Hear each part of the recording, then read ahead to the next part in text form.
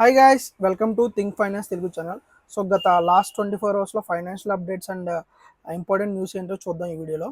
So మొదటిసారి చూస్తున్నట్లయితే ఛానల్ని సబ్స్క్రైబ్ చేయండి అండ్ వీడియోని అయితే లైక్ చేయండి.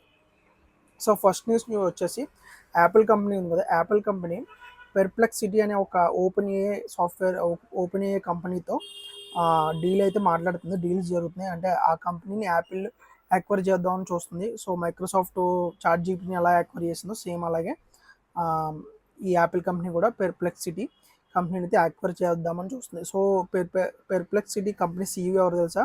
సీఈఓ ఎవరో మీకు తెలిస్తే కనుక కింద కామెంట్ చేయండి, ఎందుకంటే ఆయన ఒక ఇండియన్. ఆయన పేరేంటో మీకు తెలిస్తే కింద కామెంట్ చేయండి.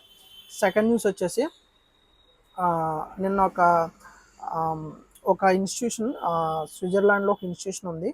ఆ ఇన్స్టిట్యూషన్ అయితే ఒక డేటా రిలీజ్ చేసింది. ఆ డేటా ఏంటంటే ప్రపంచంలో అన్ని కంట్రీస్లో బెస్ట్ పీస్ఫుల్ కంట్రీ ఏంటి అనేది రిలీజ్ చేసింది. సో దాంట్లో ఫస్ట్ వన్ వచ్చేసి ఐస్లాండ్.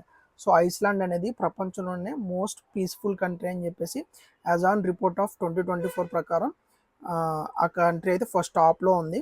సో మన ఇండియా ఏ ఏ ప్లేస్లో ఉంది 189 దేశాల్లో మన ఇండియా ఏ ప్లేస్లో ఉందో తెలుసుకోవాలనుకుంటే కింద కామెంట్ చేయండి ఇండియా అని చెప్పేసి. సో నెక్స్ట్ వీడియోలో నేను రేపు వచ్చే వీడియోలో అయితే నేను ఇండియా ఏ ప్లేస్లో ఉందో మీకు నేను వివరిస్తాను. ఓకే.